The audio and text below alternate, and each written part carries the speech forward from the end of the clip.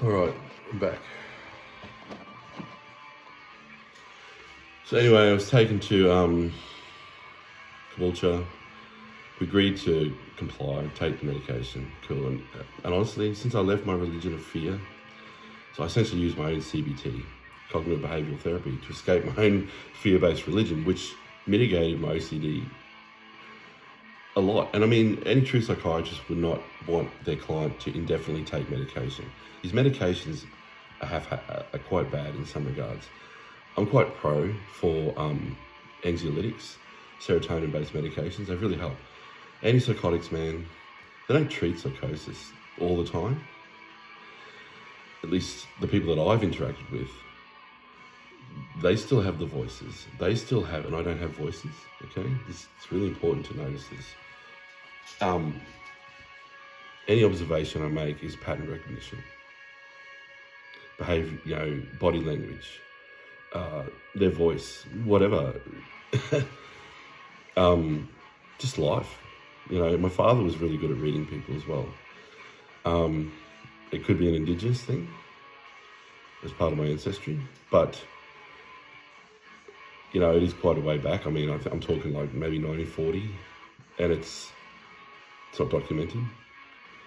But so I'm probably only a very small amount Indigenous person, but I'm highly advocate for Indigenous people and natives and Torres Strait Islanders, and even the Pygmies that were here, like they're long forgotten about.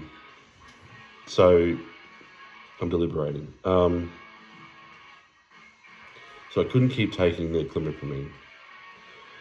I thought, you know what, I'll try and commence paroxetine, because they're only, as far as I'm aware, when I interacted with my psychiatrist for the anxiety in 2008, which was my second admission, and that was actually caused by a medication injury called Topamax and Cymbalta, which left me with a permanent tremor, and I wasn't able to sweep guitar anymore. I still can't, and it's fine.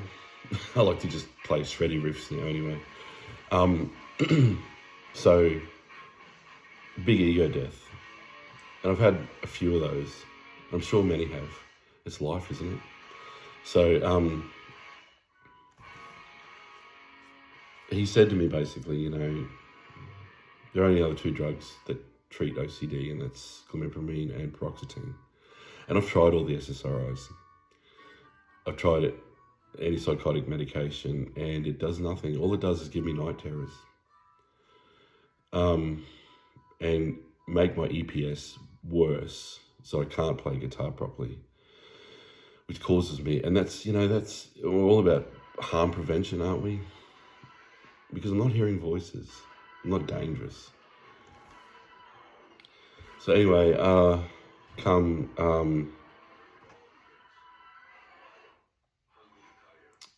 sorry, ads.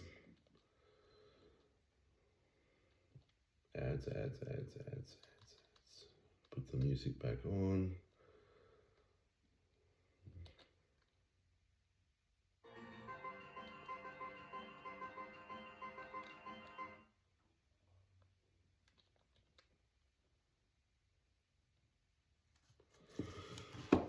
There's an old game called Slap Fight. You should check it out. Arcade shoot 'em up.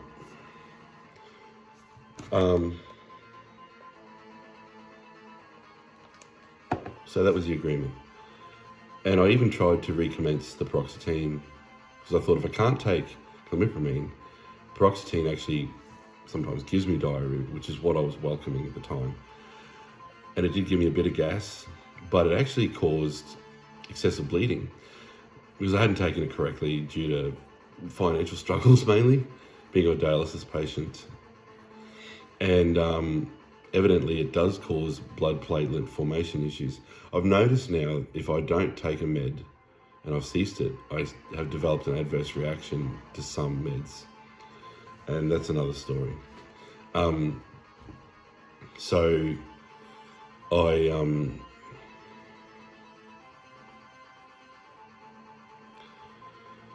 now there was another incident with dialysis. And because I thought that I had been reduced to twice a week, I was under the impression that residual function, urinating pretty well, that they must be indicating that I'm getting better, which probably isn't the case. But anyway, and I tend to read into things too much. And the reason this is because I went to, I couldn't make Monday dialysis, right? And I said, look, I have to come in tomorrow. And back then it was easy to go from Tuesday to Monday. Now I can only do Monday, Wednesday, Friday now at Redcliffe, and I don't even know if they'll want to see me again, despite me giving them chocolates and being really great with most of the nurses there. Now, so yeah, I had it for 2 days, and man, I bled for hours and hours out of my nose. And that's when I researched it on AI. I said, yep, apparently you can do that. So I can't take that anymore. And so I went to, so we organised for Tuesday the following day, which was 1:45 p.m. I turn up at 1:45 and they're saying, oh no, it's not actually for 7 more days. And I thought, that's really weird. Okay, whatever. Cool, get to go home. I thought, that can't be right. So I called back the next day and I had a woman called Sophia answer. She said, oh yeah, it's definitely 1:45 next Tuesday. Now, I had a call the following day or that night saying, oh, you're supposed to be at dialysis. And I'm saying, well, actually, I'm told not to come for another week. And so I'm conflicted. And Julie was saying, oh, no, that's your appointment for your nephrology appointment. But that isn't true because I had the letter, the blue letter, and it said 8:15 of that day, which was the following Tuesday. And so I knew that she wasn't either telling the truth or she'd made some kind of communication error, which probably is all that it was.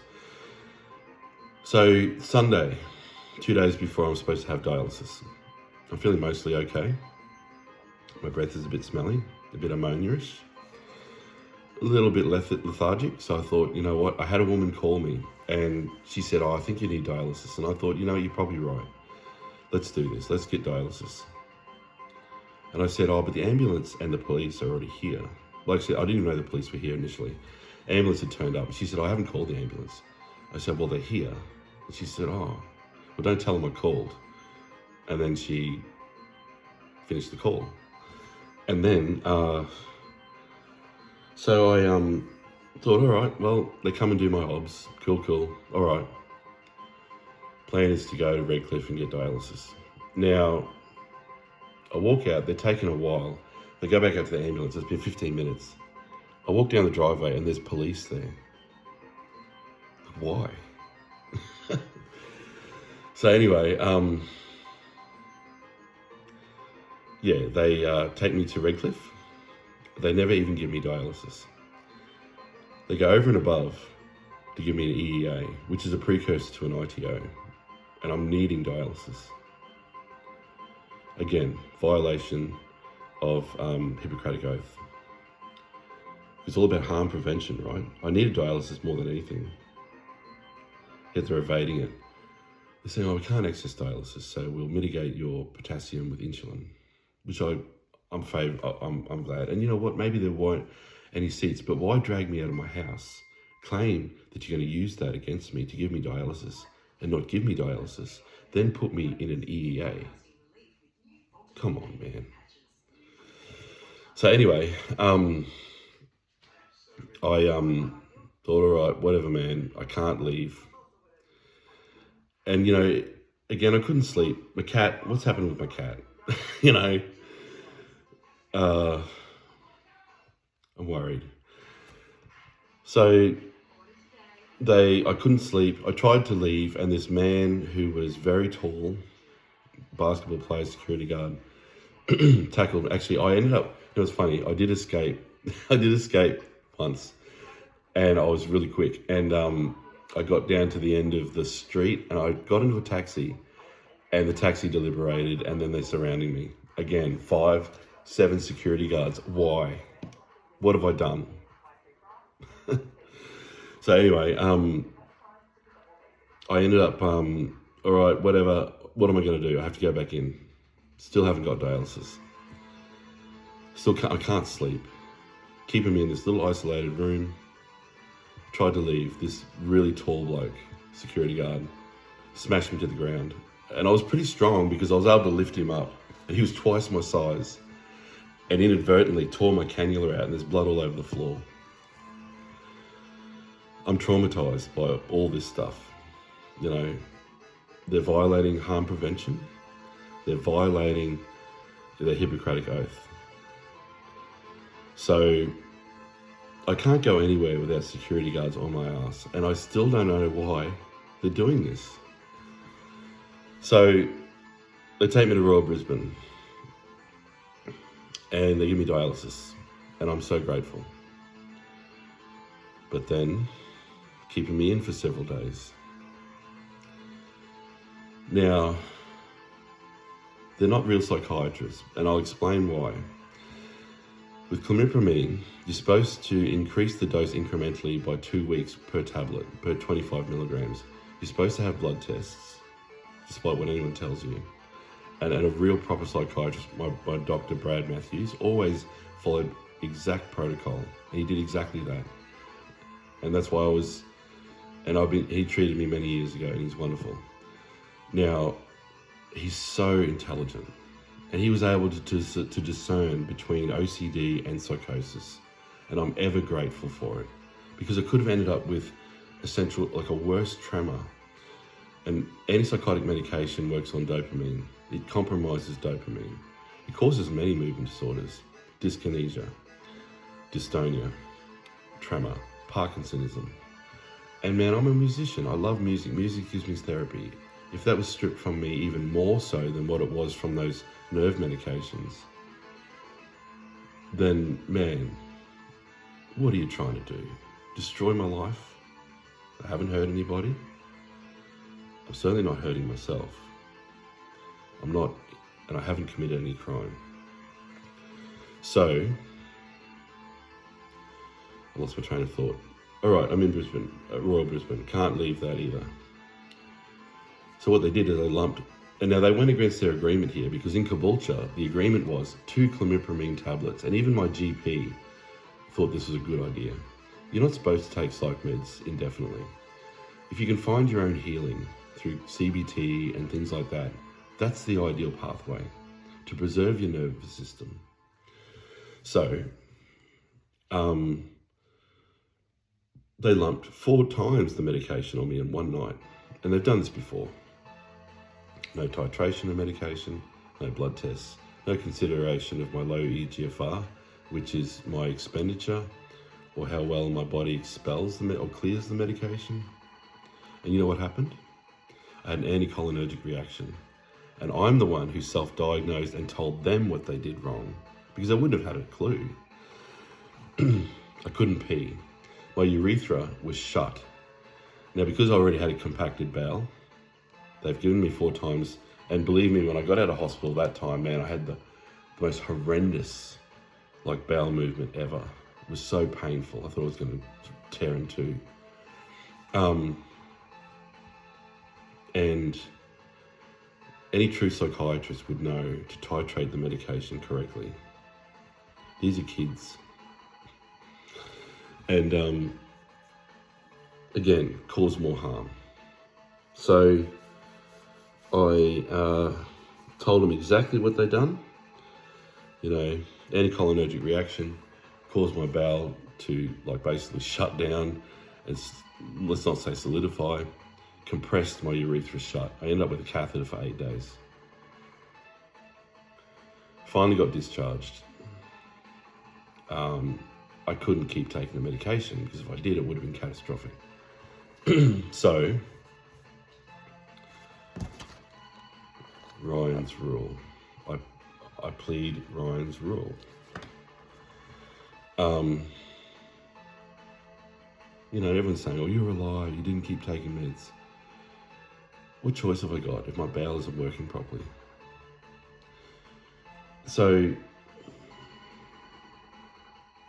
now all this is in the past. I sought legal advice because this whole thing has traumatized me. I don't have even energy on days off from dialysis, and they're circling like vultures. even now. I've contacted Royal Brisbane Psych head, and he said, I don't have an ITO, so there shouldn't be any intervention happening. Yet Renal are bringing all these doctors in on my dialysis shifts, saying you've got to take medication, you've got to, I'm nearly 50, I've lived life, man.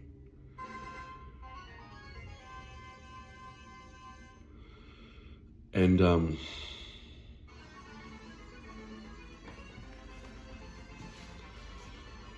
so anyway, I'm tired because, you know, I'm actually sleeping really well now. And my off days, I just sleep because I need it. I really do. And they're chasing me on my off dialysis days, not letting me rest, not letting me recuperate. You got to take medication. We're mental health. Are you? Yeah, good luck with that. So, man, I've written to so many people now. I've written this 4 or 5 page PDF to the Ombudsman about everything that happened, and he brushed me off. I did get interest from a legal firm. Now, I don't know whether they were going to defend me or not, but they said, oh, we're calling in response to that case. And I said, you know what? Let's just let it go. I don't want to strip the hospital of finances. If they leave me alone, it's in the past, man. I forgive, whatever. But if they're going to pursue this, then I have no choice but to reactivate this pursuit. Mainly to prevent other people from going down this rabbit hole of cruelty. If they ever use your spirituality against you, there's a violation of the law. You're allowed to be spiritual. You're allowed to believe in your ancestors. You're allowed to believe in nature spirits as part of your indigenous heritage. You are allowed. You're allowed to be a Christian.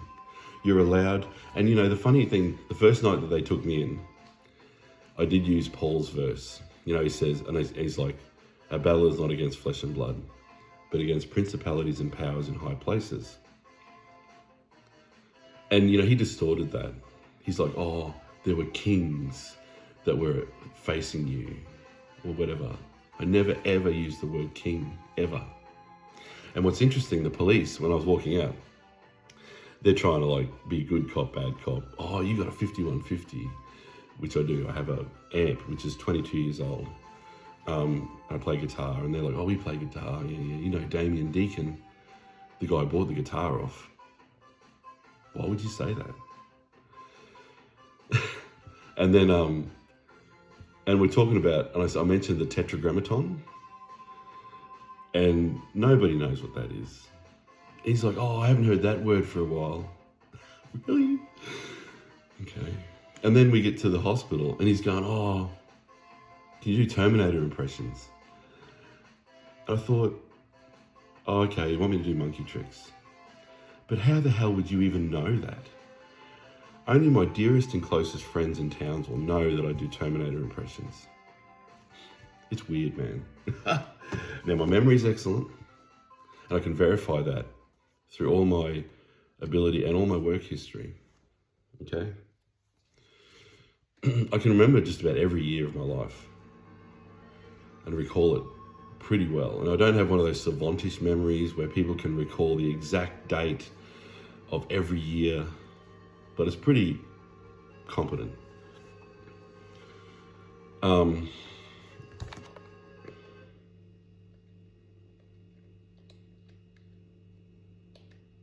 I like this song.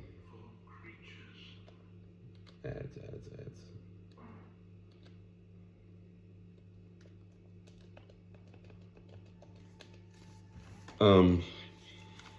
Man, I'm rambling.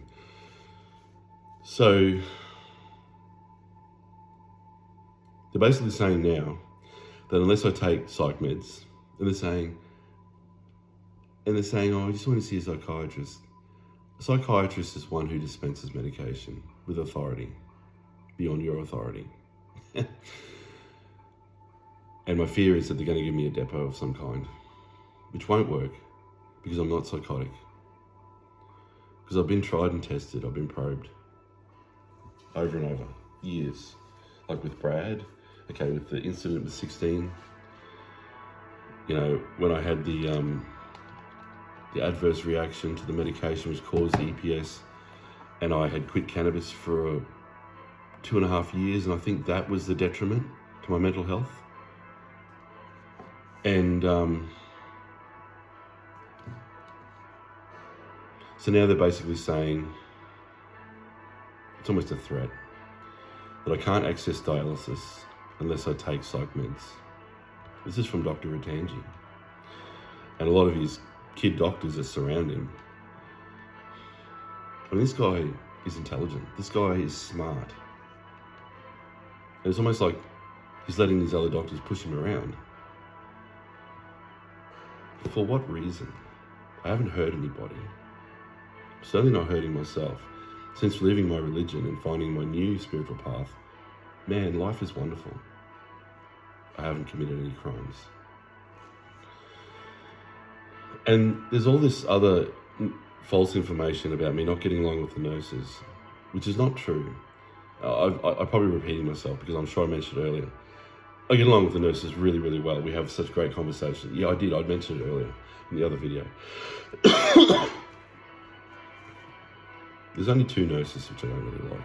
But that's like any workplace. You don't choose. And it's fine, man. If they want to do their stuff on me and help me with dialysis, cool, let's do that.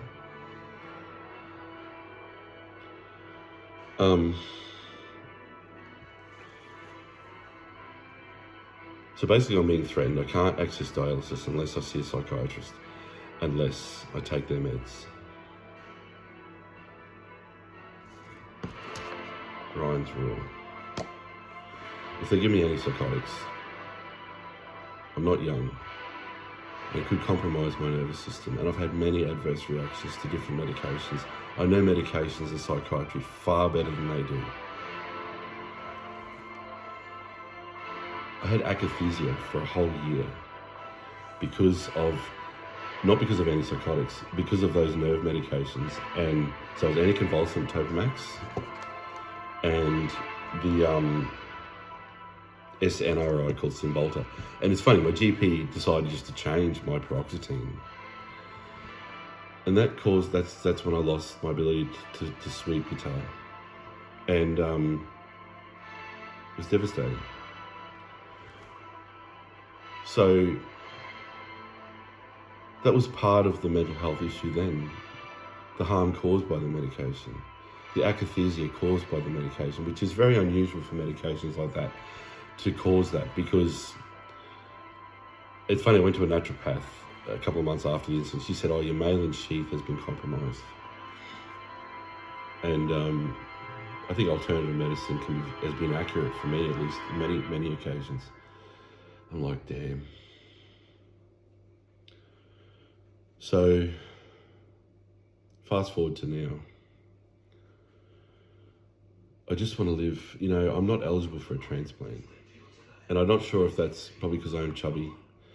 And I've struggled with my weight all my life. I was anorexic as a child, from 10 to 13. I nearly died from that numerous times. When I was 10, I passed out so hard, and it was October. I went from 52 kilos or 50 kilos to like 33 or 32.75 kilos. And I remember it was October, and the same year that song Oh Yeah by Yellow came out in Australian charts. Actually, it was released in 86, but it was re-released in the charts. I distinctly remember it. And I think I saw Robocop that year. I was at Dave Williamson's house, my mum's partner at the time, which was short-lived, fortunately for her. So anyway, and then a year later, I overdosed on laxatives, and I survived that. Then when I was 13, I had yellow palms, probably liver failure, but I survived that. I wasn't hospitalised for any of these incidences. By the time I was 16, I was mostly over it. And it all came back to a separation of my family, basically. Because I never did anything to harm myself in that regard until my old man left. And he kind of had a go at me about my weight. And I think that triggered it. But even when he left in 86, when I was 8, I had started exercising a lot then. And my anorexia didn't just wake up and become anorexic. I started exercising and doing everything right. I memorized the calorie counter within months. Within a couple of months. At 10. And even now I can recite any, like, 988 calorie counter edition. You know, filet of fish, 420 calories. Thick shake, 275 calories. Junior burger, 270 calories. An apple, 55 calories. Whatever. So I would always try and just have 1,000 calories a day. And then anyway, I'm rambling.